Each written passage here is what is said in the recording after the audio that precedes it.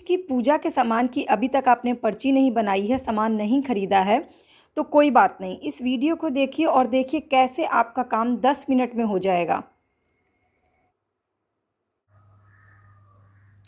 कोई भी पूजा पाठ पर्व त्योहार आता है तो उसके कुछ दिन पहले से ही तैयारी शुरू हो जाती है। उन तैयारियों में सबसे इम्पॉर्टेंट होता है उस पूजा पाठ में लगने वाले पूजा सामग्री। जैसे कि तीज का त्यौहार जैसे ही आता है उससे पहले हमें एक लिस्ट बनानी होती है कि पूजा के लिए क्या क्या सामग्री चाहिए।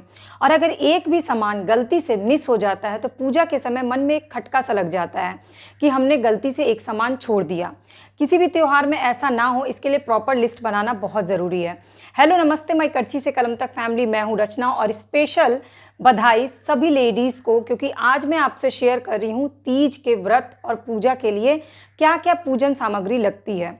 ये जो पूजा होती है, ये जो विधि होती है, ये जो नियम होते हैं, ये हर किसी के घर में, हर किसी के परिवार में अपने अपने होते हैं। और ये जो नियम कानून होते हैं, ये सारी चीज़ें हम अपने बड़े बुजुर्गों को देख के फॉलो करते हैं। लेकिन कितना भी कुछ भी पूजा में अलग हो जाए, सबकी बेसिक विधि जो होती है ना, जो वो सबका कॉमन होता है। इसी तरह से पूजा सामग्री भी जो होती है तीज की, वो दो भाग में होती है। एक तो जो आप चढ़ावा चढ़ाते हैं वो, और एक जो आप दान करते हैं वो। इसलिए जब भी पूजा सामग्री की लिस्ट बनाएं तो उसे दो भाग में बांटें, चढ़ावे वाले सामान अलग और दान वाले सामान अलग। तो अब ये चढ़ावे वाले सामान में क्या क्या चीज़ें हैं जो पूजा के समय, पूजा करते समय हमें ज़रूरत पड़ती है, एकदम फर्स्ट से लेकर के लास्ट हवन तक में पूजा के समय क्या क्या चीज़ें हैं जो बिल्कुल कंपलसरी है, जो पूजा में ज़रूर होना चाहिए, और उसके अलावा क्या क्या चीज़ें अगर होंगी तो पूजा बहुत अच्छी होती है। उसी तरह से चढ़ावे के साथ साथ दान, जो कि आप अपनी इच्छा के अनुसार करते हैं, लेकिन कुछ चीज़ें कंपलसरी होती हैं जो तीज व्रत के बाद दान करनी चाहिए। तो इस वीडियो को पूरी ज़रूर देखिएगा और लिस्ट बना करके ही मार्केट जाइएगा, ताकि पूजा के समय आपके मन में ये खटका ना लगे कि हमसे कोई सामान मिस हो गया। तो चलिए शुरू करते हैं तीज के पूजा सामग्री की जो लिस्ट है उसको देखना। सबसे पहले तैयार कर लेते हैं सामान को चढ़ाने के लिए डलिया। तो ये 2 डलिया है प्लास्टिक की, जिसको डेकोरेट कर दिया है। और ये डलिया मुझे वैसे पड़ी 40 रुपीज़ की 2, और इसको डेकोरेट करने के बाद ये पड़ता है 90 रुपीज़ का 2। अब एक बास्केट में आपको लगाने हैं सारे सुहाग के सामान। सुहाग का सामान हमेशा वो लेना चाहिए जो आप खुद इस्तेमाल करते हो, और साथ ही साथ 16 श्रृंगार का सामान ज़रूर लेना चाहिए, ऐसा किताबों में लिखा हुआ है कि आपका बजट जितना अलाउ करता हो। तो सुहाग के सामान में सबसे पहले आता है शीशा, कंघी, और फिर आलता जिसको हम पैर में लगाते हैं, पाउडर, मेहंदी हाथों में लगाने के लिए, नेल पॉलिश, तेल।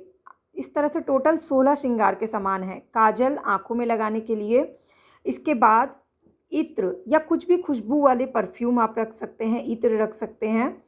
फिर साथ में कोई एक क्रीम, जो भी क्रीम आप यूज़ करते हो वो। बिछिया चांदी की भी ले सकते हैं, आर्टिफिशियल भी खरीद सकते हैं, बट बिछिया जो होती है वो सुहाग की मेन निशानी होती है, इसलिए ज़रूर चढ़ाएं। सिंदूर और बिंदी सुहाग का सबसे मोस्ट इम्पॉर्टेंट हिस्सा होता है, सिंदूर और बिंदी। तो अपने जिस साइज़ की आप बिंदी लगाती हैं उसी साइज़ की बिंदी लीजिए। जिस साइज़ की आप चूड़ी पहनती हैं उसी साइज़ का चूड़ी दान करने के लिए लीजिए। तो चूड़ी पूरा एक डब्बा लिया है, और लाल रंग की चूड़ी सबसे अच्छी होती है। इसके बाद इसमें रख दिया है लिपस्टिक। ये सारे सामान वो हैं जो हम डे टू डे लाइफ में इस्तेमाल करते हैं, और कुल मिलाकर के ये 16 श्रृंगार के सामान हो गए। तो एक डलिया चढ़ती है श्रृंगार का सामान, जिसमें से चूड़ी और बिंदी निकाल के प्रसाद के तौर पे खुद लगाते हैं, और बाकी चीज़ें दान कर दी जाती हैं पंडित की जो पत्नी होती हैं, पंडिताइन, उनको। इसके बाद दूसरी डलिया में चढ़ाना है एक पीला रंग का कपड़ा या लाल कपड़ा, जो भी आप चढ़ाएँ। कुछ लोग साड़ी भी चढ़ाते हैं, अगर आप साड़ी चढ़ाते हैं तो साड़ी भी ले लीजिए।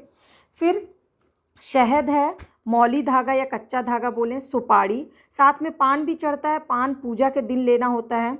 चावल कलश रखने के लिए, जौ, गुलाब जल चरणामृत बनाने के लिए और शिवलिंग पे चढ़ाने के लिए, साथ ही साथ रंगोली के लिए, और अबीर चढ़ाया जाता है शंकर भगवान को, उसके लिए कोई एक रंग का अबीर। और पूजा समाप्ति के बाद किया जाता है हवन, तो उसके लिए हवन सामग्री। मीठे में मिठाई भी चढ़ा सकते हैं, बताशे भी चढ़ा सकते हैं, और एक तीज की किताब।